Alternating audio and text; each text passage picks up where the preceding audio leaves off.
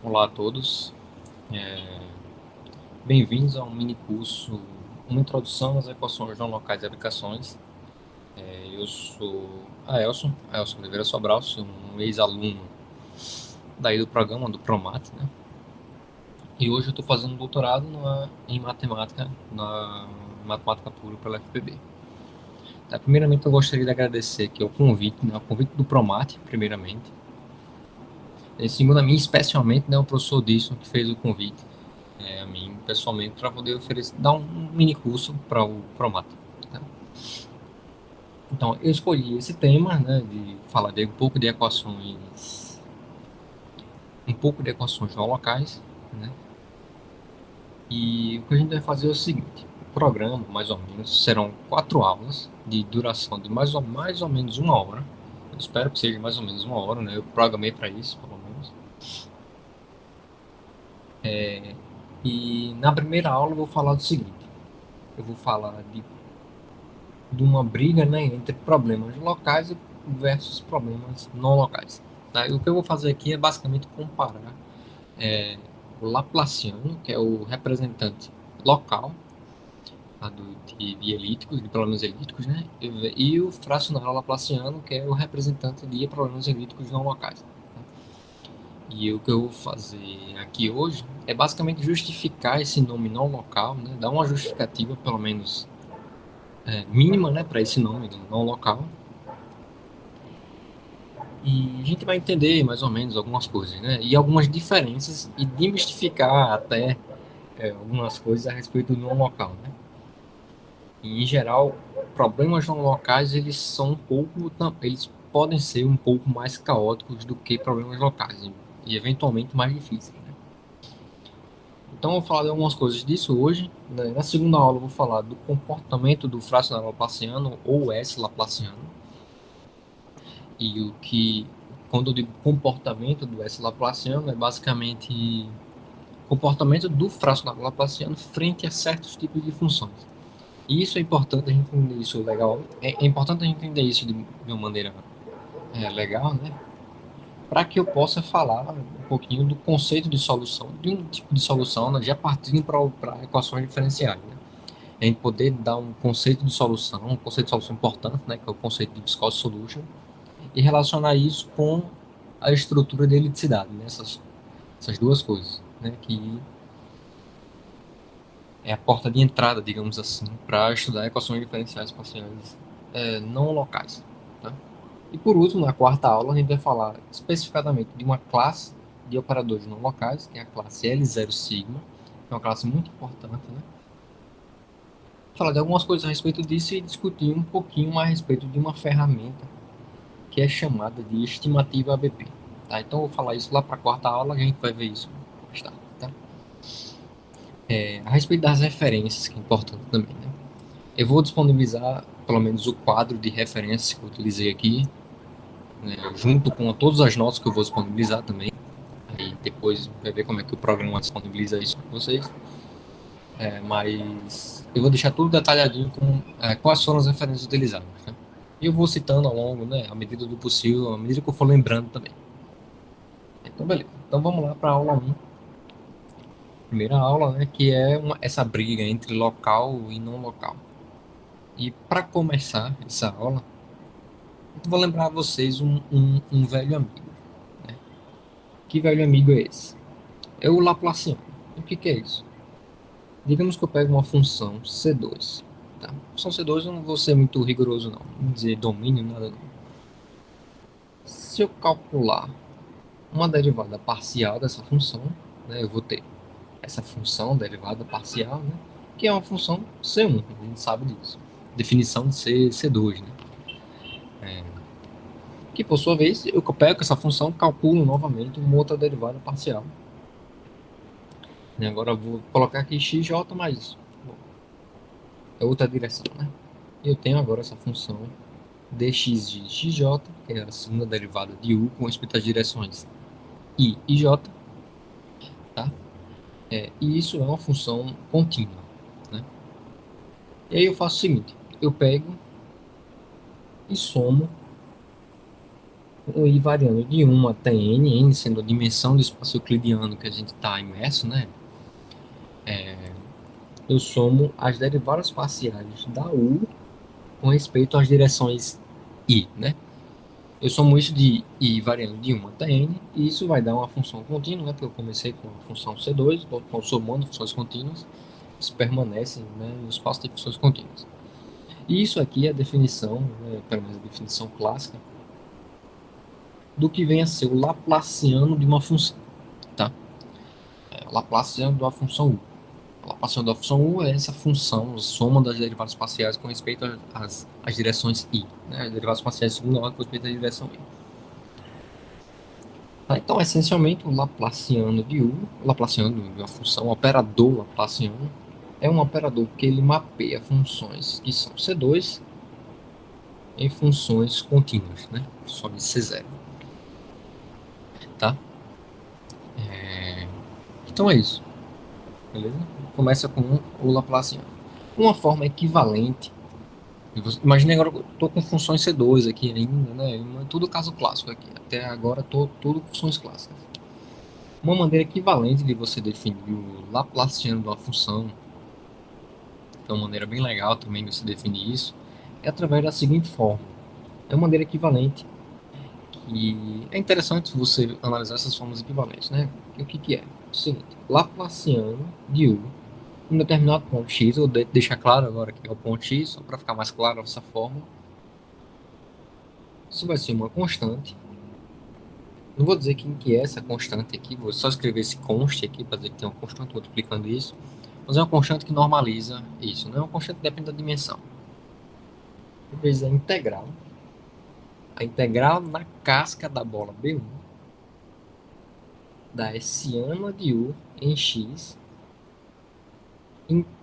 aplicada em Xi interno Xi dxi. Então eu integro esse produto interno aí, né, na casca da bola, nessa variedade.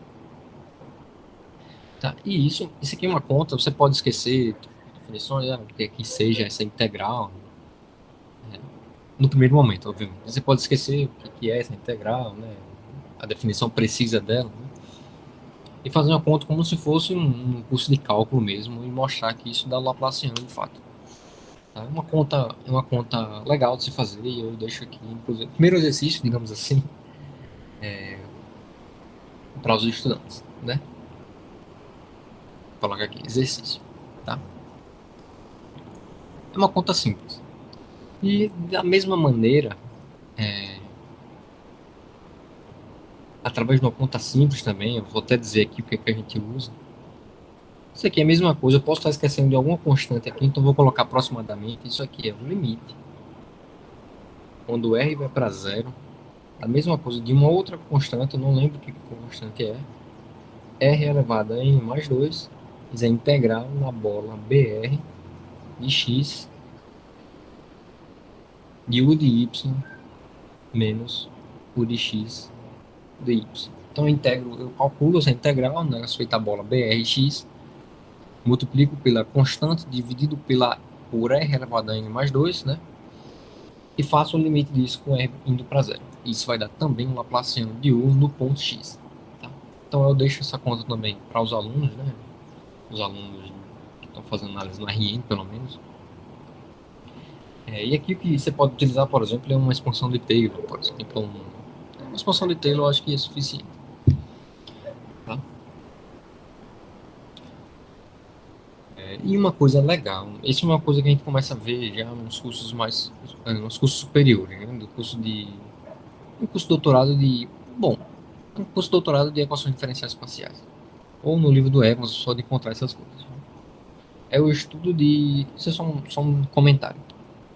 É o estudo de funções que satisfazem isso aqui, ó. São chamadas de funções harmônicas. Funções harmônicas, vou escrever aqui, ó. Funções harmônicas. Estudar funções harmônicas é bem legal, né? Pelo menos no curso de equação diferencial, a gente vê bastante coisa relacionada a funções harmônicas. A gente entende também que funções harmônicas, elas possuem uma estrutura, a estrutura, né, de uma função que resolve uma equação dessa forma, né, uma função harmônica, é uma coisa meio rígida, assim. Ela não permite muita dobra, não. É como assim, né? Por exemplo, existe uma propriedade que é a propriedade da média, que eu lembro que quando eu estava estudando isso pela primeira vez, foi uma das propriedades que mais me chamou a atenção. No começo, eu juro que eu não entendi isso direito. Aí agora, hoje, eu acho que eu entendo um pouco melhor do que eu entendia antes, né? Então, digamos que eu tenho esse domínio aqui, ômega, tá? Eu tenho uma função u definida sobre esse domínio, né? E digamos que o Laplaciano de u seja zero nessa região, tá? Uma função harmônica nesse domínio. Então, veja que propriedade legal. É o seguinte, pegue um ponto x nesse domínio, x, aqui, ó. Pegue qualquer bola, qualquer círculo, né? Estou desenhando em 2D, né? Então pegue um círculo aqui envolvendo esse ponto x, né? Um círculo com centro em x. E o interessante é que o valor da função desse ponto x, isso é uma propriedade de funções harmônicas. O valor da função u nesse ponto x é precisamente 1 sobre a medida da bola, dessa bola aqui, né? Desse círculo. Eu vou representar por BRX, a medida da bola, o volume da bola, né? Vezes a integral em BRX de U de Y de Y. Veja que legal. O que é que eu estou fazendo aqui? Eu pego essa bola, calculo a integral de U, né? Então, eu estou somando os valores de U em todos os pontos dessa bola, né? Eu divido pela média. Eu faço uma média desses valores, né? E o que me traz, o que me retorna isso é precisamente o valor da função U no centro dessa bola. Isso é chamado de problema propriedade da média, né? Para funções harmônicas. São as primeiras coisas que a gente vê, por exemplo, estão lá no livro do Evans, né? As primeiras coisas que a gente vê sobre funções harmônicas, que é uma coisa bem legal. É só uma curiosidade que eu trouxe aqui, só para instigar o estudo, mas existem muitas outras coisas a respeito de funções harmônicas que é bem interessante, né? Que vale a pena se investigar. Então, voltando ao nosso interesse aqui, né? Vamos só colocar aquela formulação equivalente do Laplaciano aqui. Vamos voltar ao nosso interesse aqui, que é discutir problemas locais e não locais, né? Eu vou tentar meio que a partir dessa fórmula aqui que a gente viu para o Laplaciano, que era essa daqui, que era aproximadamente o limite quando r vai para zero de uma certa constante. Eu não vou saber dizer quem que é essa constante agora, mas é uma constante que normaliza r elevado a n mais 2 vezes a integral na bola brx de u de y menos u de x. E eu integro isso com respeito à variável y. Tá? Olhe para essa formulação aqui do Laplaciano. O que eu estou fazendo aqui é basicamente dividindo eu integro, né, essa função dessa bola, eu divido por um fator r a n mais 2. Eu sei que r a n é aproximadamente o volume, né, dessa bola BRX. E o engraçado é que aparece um fator 2 aqui, né, mas esse fator 2 não é por. Ele não está aí por qualquer coisa, não. Esse fator 2 é correspondente à segunda derivada, né, da U, que é justamente para que esse limite faça sentido. Tá? Mas veja o seguinte: olhe para essa fórmula, né, tá aí. Isso é uma formulação equivalente do Laplaciano. Agora eu faço o seguinte: eu vou definir o que vem a ser o fracionário Laplaciano. Aqui eu vou esquecer do rigoroso, né, do espaço de funções por enquanto, né. Eu vou ser mais preciso na próxima aula a respeito disso, quando a gente estiver estudando o comportamento do fracionário Laplaciano sobre certas funções, né. Mas o fracionário Laplaciano é o seguinte: pegue um parâmetro S entre 0 e 1. É um parâmetro. E faço o seguinte: vou definir o que vem a ser o fracionário Laplaciano. O fracionário Laplaciano, que a notação é essa daqui, é justamente para se assemelhar ao Laplaciano mesmo. E esse nome fracionário Laplaciano tem um motivo por trás disso, né? É o seguinte: vou pegar uma função u, vou esquecer aqui sobre a priori, né? Nesse primeiro momento de regularidade dela, né? uma função de Rn na reta, né? Eu vou fazer o seguinte: fracionar o Laplaciano de U num ponto x, um ponto x Rn, é definido da seguinte maneira.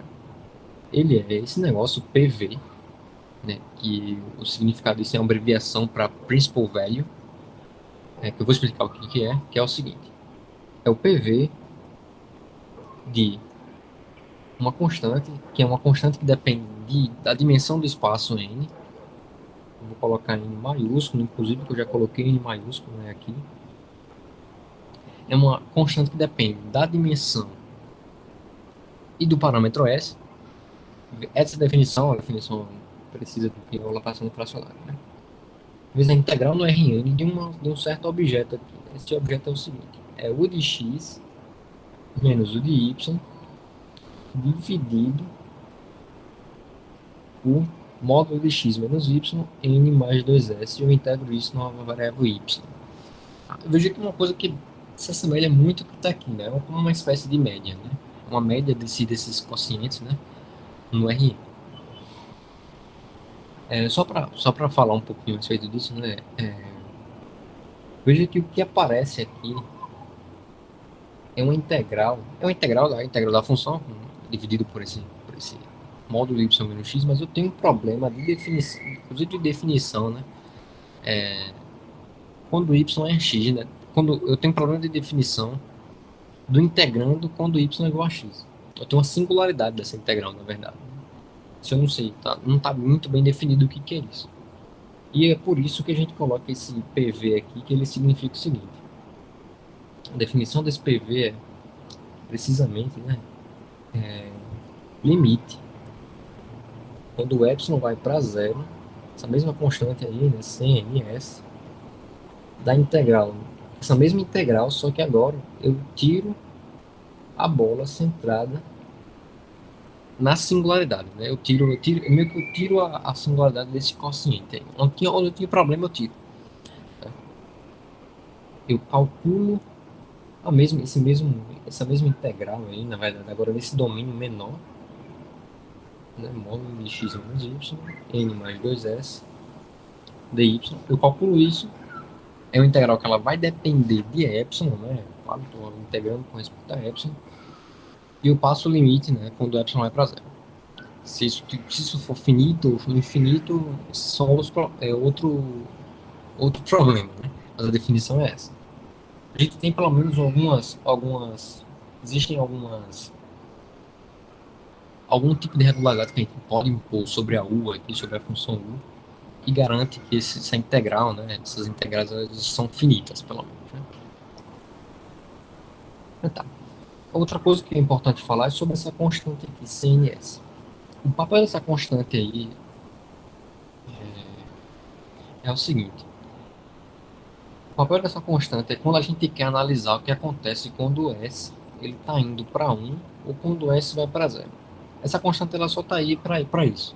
A gente coloca essa constante por isso. Ela não desempenha papel nenhum quando a gente está querendo estudar, por exemplo, teoria de regularidade, enfim, o que for. Ela não desempenha papel nenhum nisso. Quando a gente fixa o parâmetro, ela é uma constante. Tá? Uma constante está parada ali, eu só multiplico elas por questões de normalização, mas para parâmetros fixos, a gente pode até inclusive omitir para não carregar muita anotação. Mas quando eu quero analisar o comportamento assintótico disso, quando o S está indo para 1 ou o S vai para 0, eu preciso colocar esse parâmetro porque esse parâmetro é o que faz o operador ele ir, por exemplo, quando o S vai para 1, ele vai para onde a gente espera, né, que é o Laplaciano, e quando o S vai para 0, ele vai para é como se eu elevasse, né, esse triângulo que seja a 0, né? Então ficaria, por exemplo, 1, a gente retornaria o valor da função U no ponto x, né? Mas se eu quiser, fixou o parâmetro, pouco importa essa constante, tá? Beleza.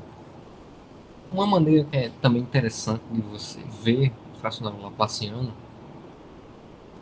tem uma conta que você pode fazer também, né, que é o seguinte: através dessa primeira formulação aqui, a gente pode fazer uma continha, né, que permite a gente ver o fracionário laplaciano da seguinte maneira. Eu vou colocar esse símbolo aqui só para que é menos de constante, para não ficar preocupando com essa coisa, tá?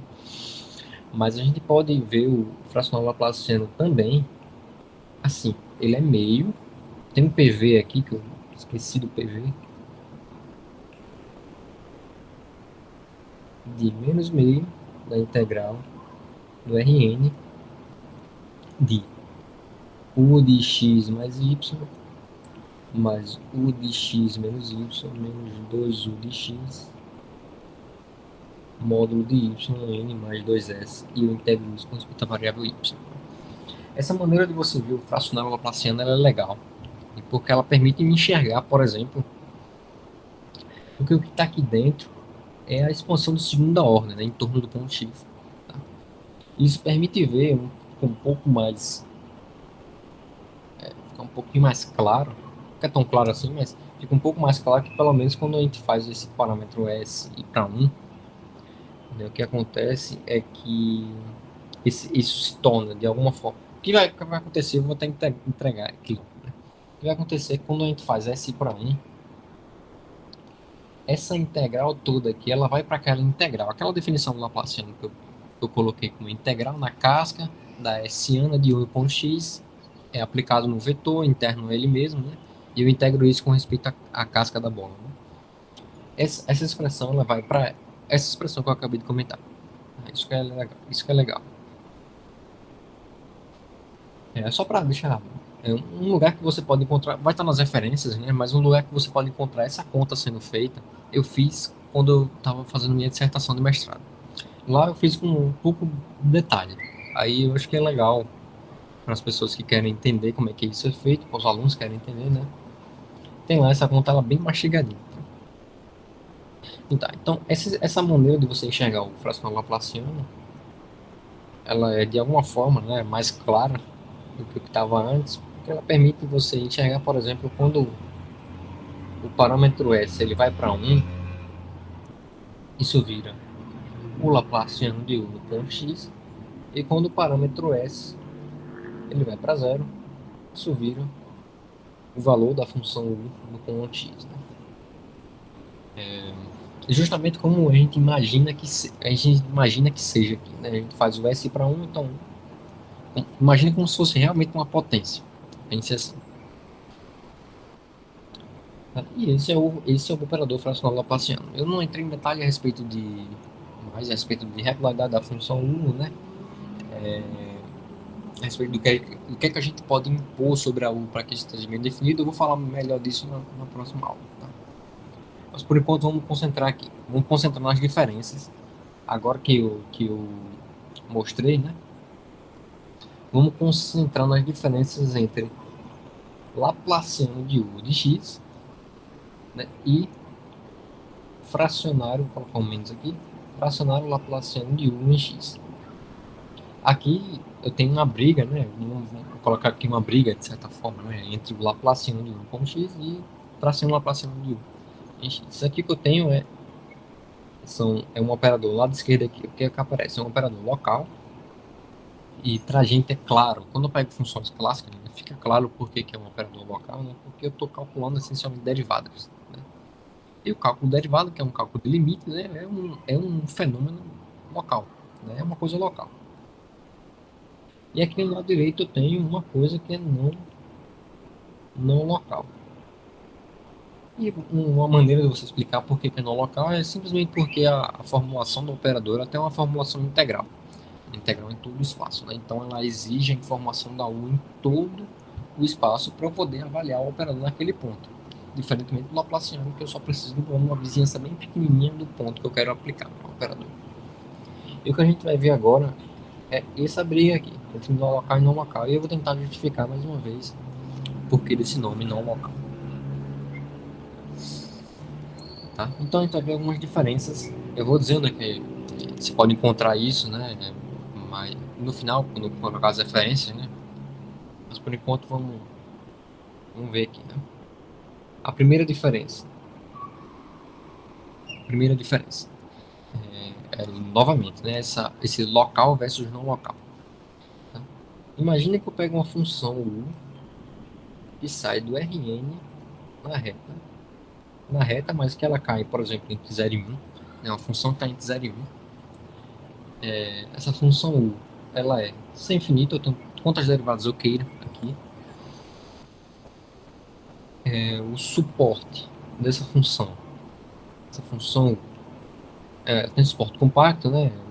Contido, bom, pode ter suporte compacto ou não, não tem problema, mas que esteja contido em B2, por exemplo. E além disso, eu vou pedir que essa função u ela seja identicamente igual a 1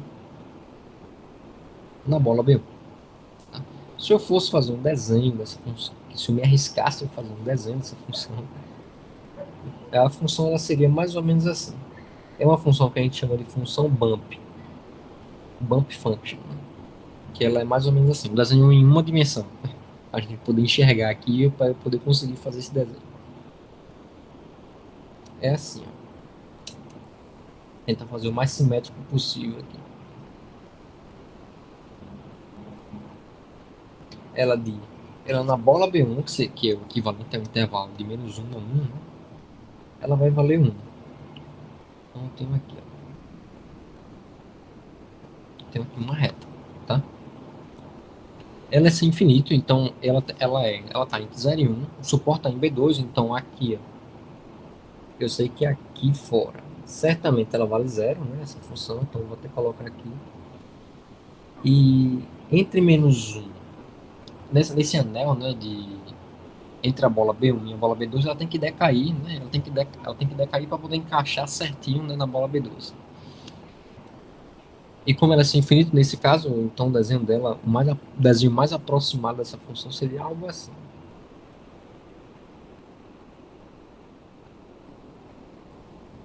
Bom, pode ser que não seja bem isso, assim, porque o desenho é tudo troncho, né? Aparentemente tem bicos aqui, mas ela é sem infinito. Vamos acreditar que é sem infinito. Bom, mas esse é o desenho, é isso que a gente precisa ter em mente. Pegue um ponto agora, por exemplo, um ponto X que pertença, que esteja fora de B4, por exemplo. Está fora da bola de raio 4. Veja que se eu pegar qualquer ponto que está aqui, seja um ponto aqui, um ponto X aqui ou aqui, né? Uma vizinhança, qualquer vizinhança suficientemente pequena, né, essa bola, eu vou ter que, por exemplo, se eu pegar uma vizinhança, a bola de raio 1, por exemplo. Essa bola de raio 1 ela está aqui fora, né? Sempre ela vai estar fora desse domínio. Fora da bola de raio 2, né? B1 de X, ela não toca a bola B2, não entra, né? Então, o restrita a B1 de X em particular, qualquer vizinhança menor, né, centrada no ponto X, vai ser a função identicamente nula, né? E, consequentemente, se eu for calcular o Laplaciano disso, eu estou calculando o Laplaciano da função nula. Então, o Laplaciano disso vai dar zero. Tá? Então, não tem jeito. A função nula, ela é nula em qualquer vizinhança, uma vizinhança pequena, então não tem jeito. O Laplaciano dá zero. É, qualquer vizinhança, por menor que seja, do ponto X, eu vou ter que. A Laplaciana vai dar zero, não tem jeito. Por outro lado, por outro lado, vamos calcular o fracionário Laplaciano de U no ponto X. Tá, o fracionário Laplaciano de U no ponto X, eu vou esquecer aquela constante é uma constante que a gente só precisa ter em mente que ela é importante quando eu quero analisar o comportamento assintótico do operador. O S vai para 1, o S vai para 0. Então não vou colocar ela aqui não. Tá? E o PV também eu vou esquecer por enquanto. Digamos que, vou esquecer desse PV, digamos que esteja tudo bem definido aqui. Só para não carregar a anotação, né? Então, o fracionário Laplaciano, a definição dele, né, que eu coloquei, é U de x menos U de y dividido pelo módulo de x menos y n mais 2s dy, né? Bom, U no ponto x eu estou fora, né? Isso aqui vale zero. Né? Então, o que vai sobrar é π. Isso aqui é menos U de y sobre módulo de x menos y n mais 2s dy. E a integral disso é Rn. A vez é que eu estou integrando a função u, que é uma função não negativa. Né? Mas antes disso, eu sei que O suporte da U, que é o conjunto em que a U é diferente de zero, né, está contido em B2. Então eu certamente tenho essa igualdade aqui, uma vez que a função zero é fora da bola B2. Né? Eu tenho essa igualdade aqui. Isso aqui vai ser igual a integral da função U, módulo de x menos y, em mais 2s, dy em B2. Né? Bom, o integrando, eu peguei a U, né, de tal forma que a U fosse não negativa. Né? U é maior ou igual que zero. Está entre 0 e 1, mas ela é maior ou igual que zero.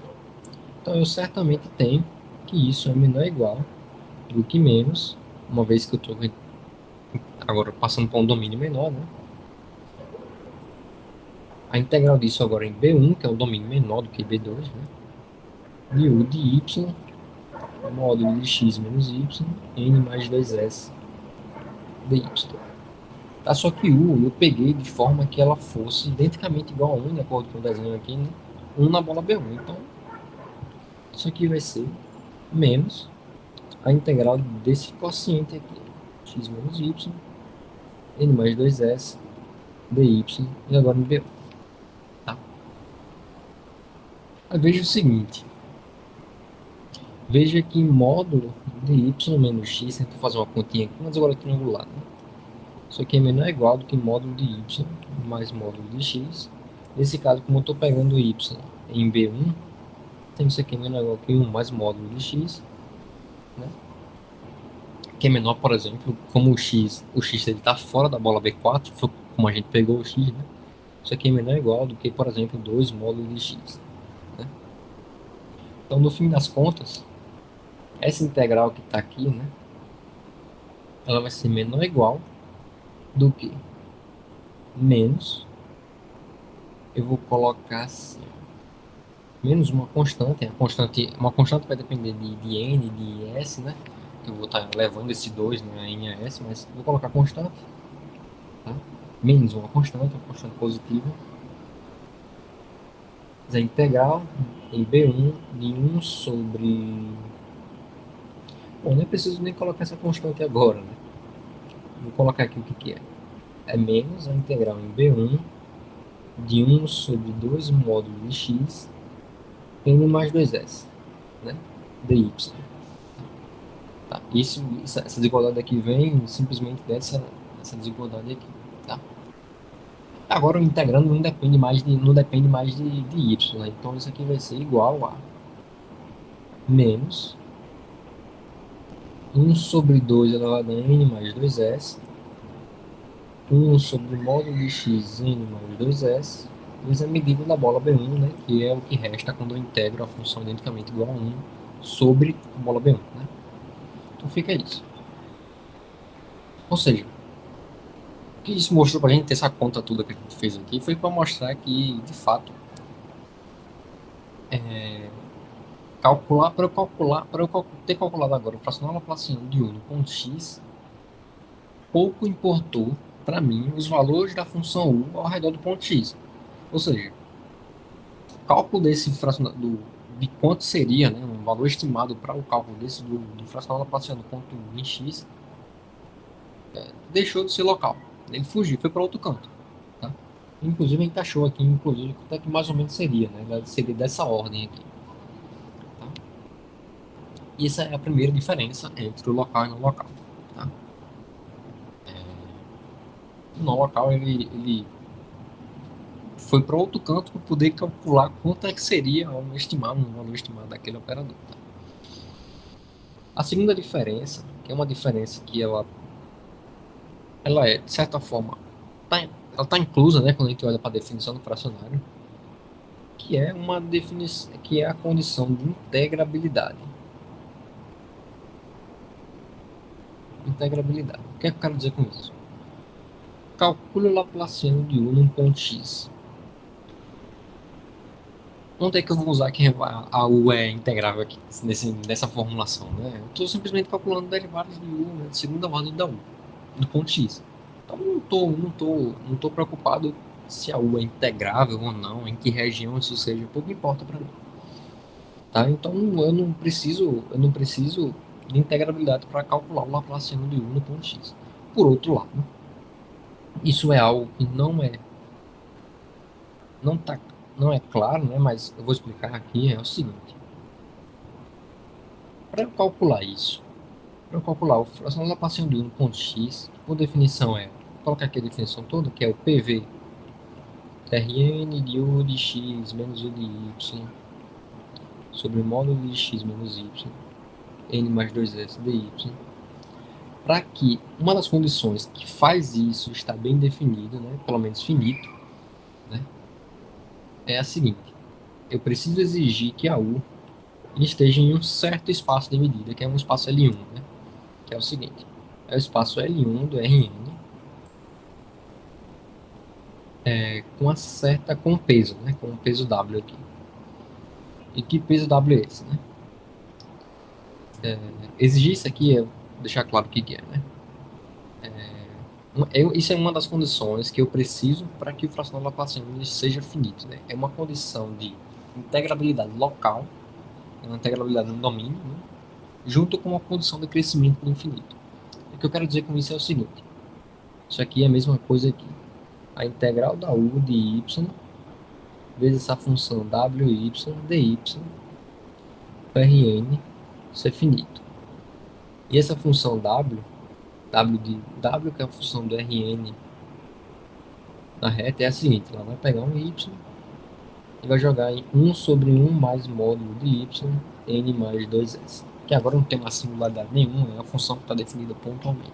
É uma função que decai, né, no infinito. Decai a zero no infinito.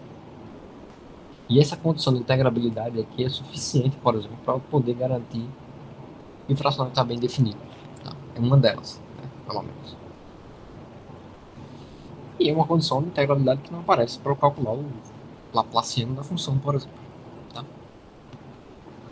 Essa é uma segunda diferença. Segunda diferença entre o Laplaciano e o fracionário Laplaciano. A terceira diferença é o que eu vou chamar de cálculo, é o que chamaram também, não estou só parafraseando, cálculo nas direções coordenadas. E novamente ele parece com o fenômeno 1, né, que eu coloquei. Por exemplo, imagine que eu quero calcular o Laplaciano de 1 na origem, digamos. Tá? A gente sabe o seguinte: a gente sabe que, pelo menos, se eu pegar as direções coordenadas, né, os vetores canônicos do Rn, eu basicamente calculo as derivadas de U, né, nessas direções e somo. E é isso. Eu só preciso saber do valor da U nessas direções coordenadas, né? Por exemplo, eu fixo a direção E1, olho o valor da U nessa direção. Então, basicamente, estou calculando uma derivada da função da reta, né? Eu calculo essa derivada, a segunda derivada. Beleza. Olho a segunda direção, calculo e somo. Ou seja, para eu calcular o Laplaciano de U nessa direção, eu preciso basicamente saber o valor dela, né, nessas direções. Para o fracionário Laplaciano, por sua vez, né, isso não é verdade. Não é necessariamente verdade, pelo menos. E aqui eu vou dar um exemplo bem legal que eu vi no artigo no artigo dos caras, né? É o seguinte: pega uma função u agora, que ela venha do Rn, novamente uma função bump, né? Desse jeito. Eu vou pedir u ser infinito, por exemplo, né? Para me livrar de qualquer problema que seja com respeito à regularidade. Eu vou pedir agora que o suporte da u, que é o fecho do conjunto em que a u é diferente de zero, esteja contido em determinada região. Que região é essa? Né? É B2, a bola B2 com centro em 4E1 mais 4E2. Que exemplo artificial, né? Mas a gente vai ver por quê. Tem um desenhozinho bem legal para isso, né? Eu vou pedir também que essa função ela seja identicamente igual a 1 em metade do raio dessa bola B2, né? Que é B1, 4E1 mais 4E2. Tá? E se eu fosse fazer um desenho aqui em duas dimensões, seria mais ou menos o seguinte. Imagine aqui que eu tenho a origem, tem uma direção aqui, né? e a outra direção aqui. Então seria o E1 e o E2 aqui. Então vou pegar aqui, ó, 4 E1, 4 E2, e vou traçar aqui, né, esse ponto, que é o ponto 4E1, esse vetor, né, 4E1 mais 4E2, tá? Então, como que é o desenho dessa função? O desenho dessa função é mais ou menos assim, ó. Ela vale zero, né? Então ela seria assim, aqui, e ela viria assim, ela valeria um na bola B1, né, aqui dentro. Então o desenho dela é mais ou menos isso. Seria um copo, acho que a figura é essa, um copo, né? Um copo vazado. Então, esse é o desenho, tá? Agora veja o seguinte. Bom, a gente sabe que se eu quero, por exemplo, calcular o Laplaciano dessa função na origem, como a função u ela não encontra, né, pelo menos a parte que ela é diferente, ela não encontra essa função, o desenho aqui, pelo desenho que a gente está vendo, o desenho ela não encontra a origem, né? Então ela é sempre nula aqui fora. Então se eu quiser calcular o Laplaciano de u na origem, eu vou me restringir novamente aos eixos coordenados, e independente da direção que eu olhe, ela sempre vai ser a função nula. Então se eu calcular o Laplaciano disso, vai ser zero. Não importa. Tem jeito. Laplaciano do zero é zero. Agora, veja o seguinte.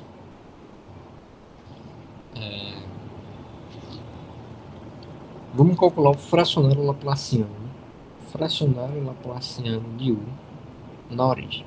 Eu vou colocar um menos aqui na frente só para poder enxergar melhor aqui, né? O fracionário laplaciano, eu vou esquecer aqui o PV novamente, né? Esqueceu aquela constante, normalização, então eu vou colocar isso aqui. Se aproximadamente. Menos de constante. Menos de constante é isso aqui. O de y menos u de zero, né? Que eu estou usando na origem. Módulo de y menos zero, n mais 2s dy.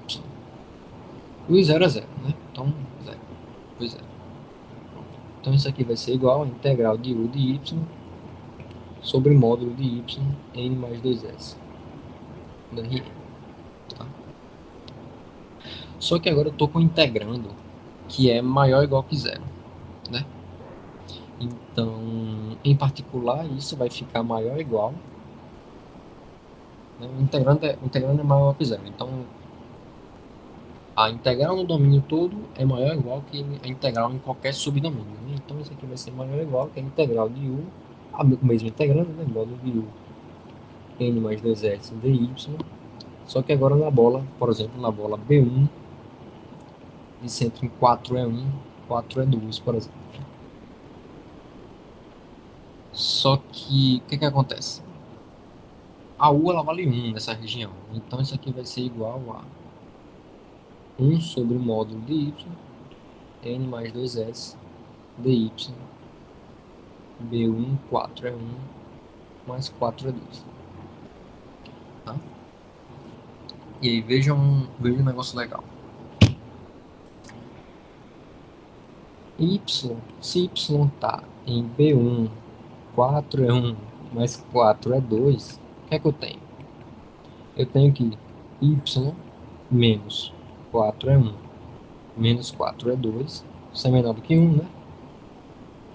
E o que eu tenho é, por exemplo, se eu uso a desigualdade triangular inversa, isso aqui implica que o módulo de y é menor do que 1 mais módulo de 4E1, norma, né? 4E1 mais 4E2, é menor ou igual do que 1 mais 8, que é igual a 9. Então, o módulo de y é menor do que 9. Tá? Então, se eu quero estimar isso aqui, né?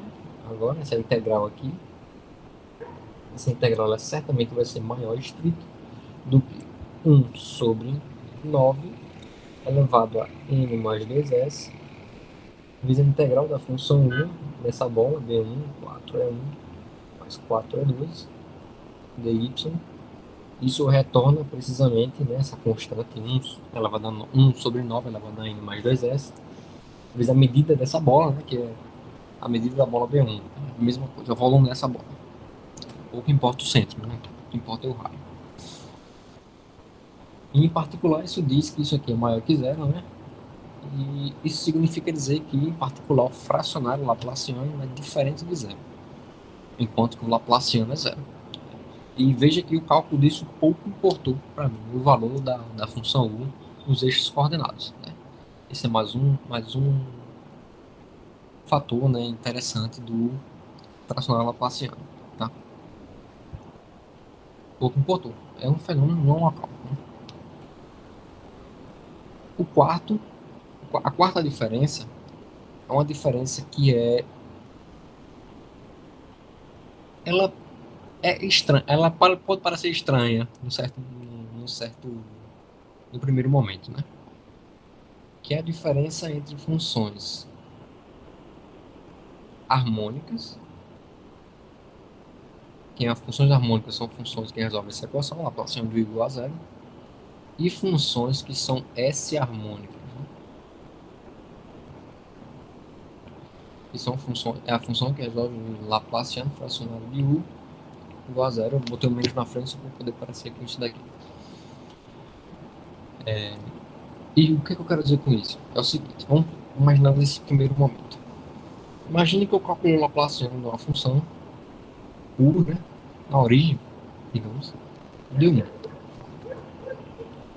Agora, se eu pegar uma V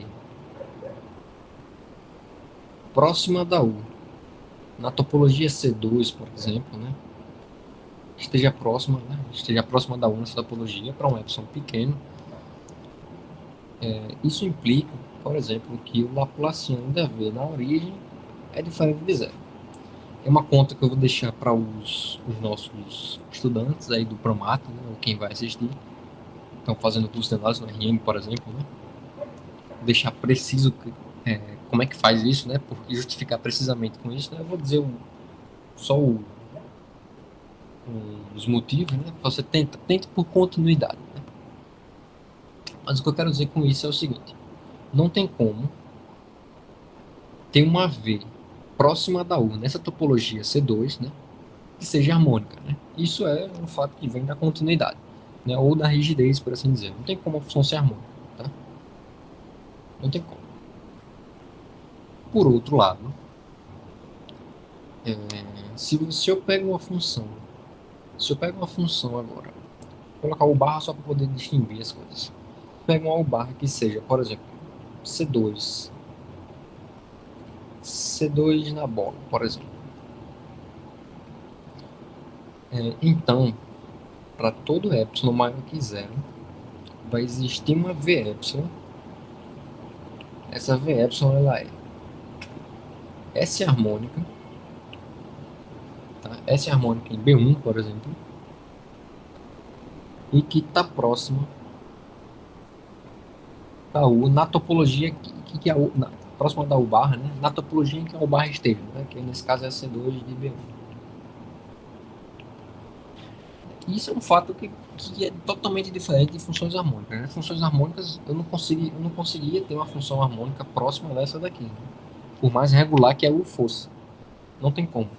Por outro lado, para funções S-harmônicas isso muda um pouquinho. Mesmo que o Laplaciano dessa U barra ela fosse 1, por exemplo, eu ainda conseguiria encontrar uma V epsilon que é S-harmônica próxima dessa U barra na topologia C2. Tá? Isso é um fato que não é trivial, né? Não vou fazer demonstração disso aqui. Eu vou colocar nas referências uma indicação de possível referência para isso. Uma referência do professor Enrico Valdinotti, que é uma referência muito boa, inclusive. Uh, e é um fato que distingue, põe uma barreira, né, na verdade, entre funções de distinção entre funções harmônicas e funções S-harmônicas. Isso tem implicações, inclusive, em outros fatores, outras coisas, né, que distinguem mais ainda funções harmônicas. Por exemplo, uma coisa que é estudada nos cursos de equações diferenciais parciais para funções harmônicas, por exemplo, né, esse primeiro curso que a gente vê no Evans, é uma propriedade que é chamada de desigualdade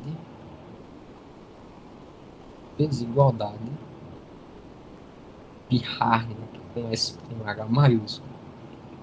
Harnack. E o que é que a desigualdade de Harnack fala? Por exemplo, imagine que eu tenho uma função harmônica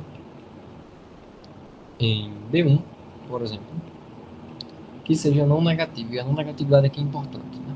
Não negativa em B1. Isso é uma característica de funções harmônicas também, que é bem legal. A desigualdade de Harnack fala que eu consigo comparar os valores de U, por exemplo, U de X e U de Y, que estejam no domínio. Eu consigo comparar quaisquer dois valores de U de Y e U de X do domínio. Né? Precisamente o que eu quero dizer com isso é o seguinte: é o que o sup da U em B meio é menor ou igual que uma constante inf de U em B meio. Veja que o contrário é sempre verdade, né? Porque o ínfimo sempre está por baixo do sup, mas o sup, nesse caso, para funções harmônicas, a gente consegue o contrário. Isso aqui tem implicações, por exemplo, para funções harmônicas, implicações em teoria de regularidade. Isso é bem legal de se ver também.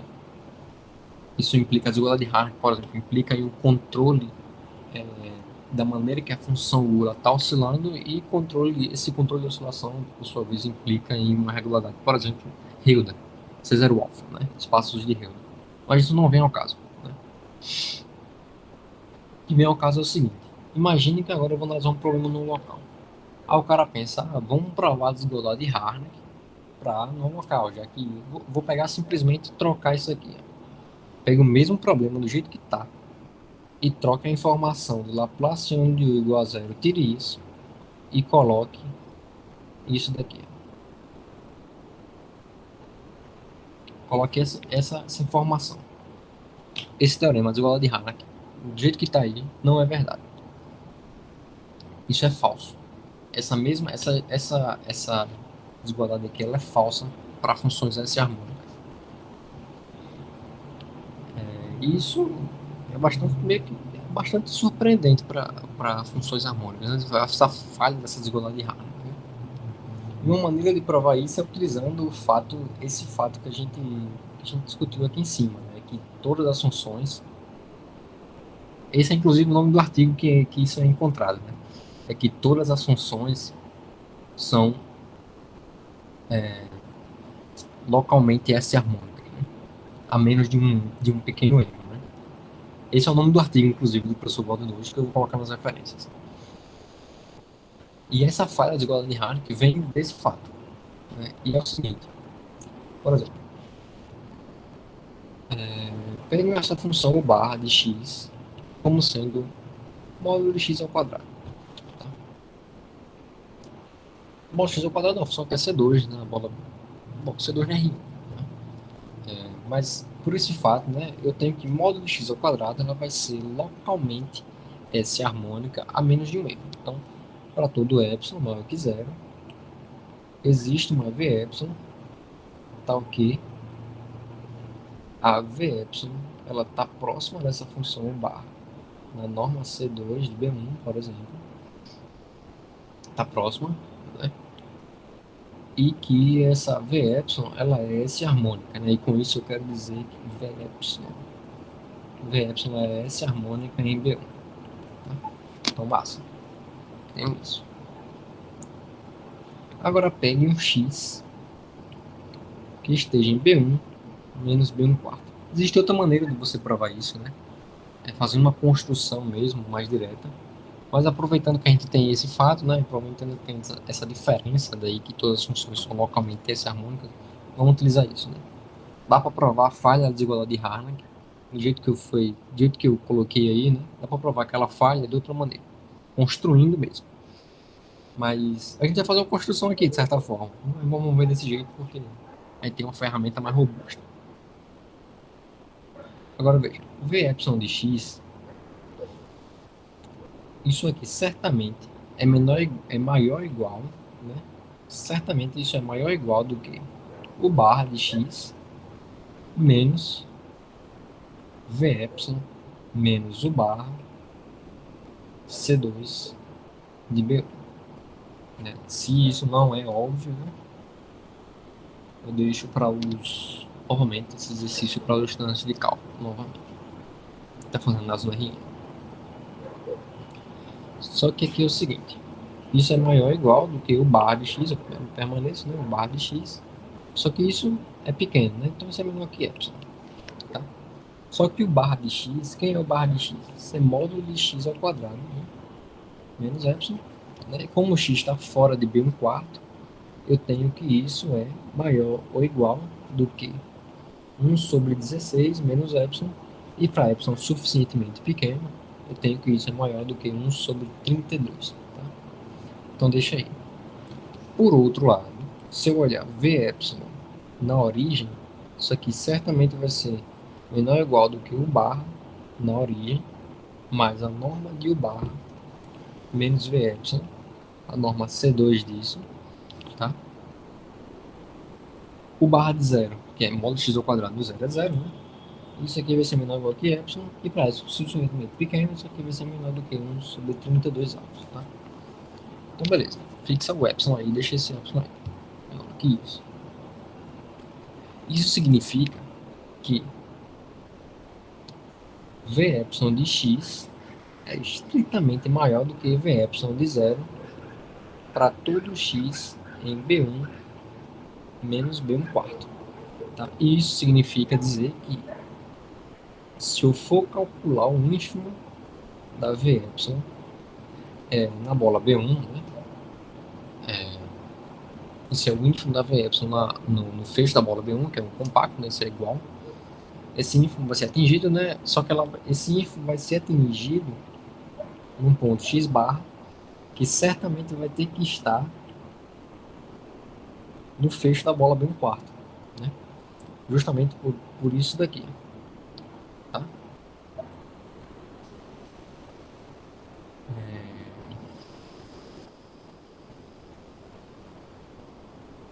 Beleza. Então eu faço o seguinte. Agora pega essa função aqui, ó. Define essa função. O epsilon de x vai ser v epsilon de x, né, que é a função S harmônica, menos uma constante, que é justamente esse ínfimo aí, menos um ínfimo, da v epsilon em x barra. E veja que essa função, pelo fato disso ser um ínfimo, né, essa função é não negativa, né? Ela é não negativa em B1. E veja também que a função u epsilon, justamente porque eu estou somando uma constante, né?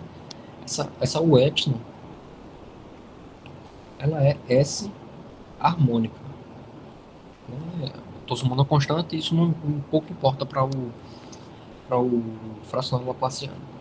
Só que aí é o seguinte, pelo que a gente acabou de mostrar, eu tenho que o epsilon de x é estritamente maior do que zero nessa região aqui. Ó.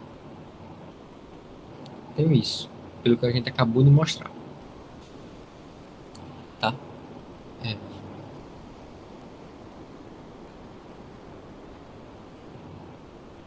Certo?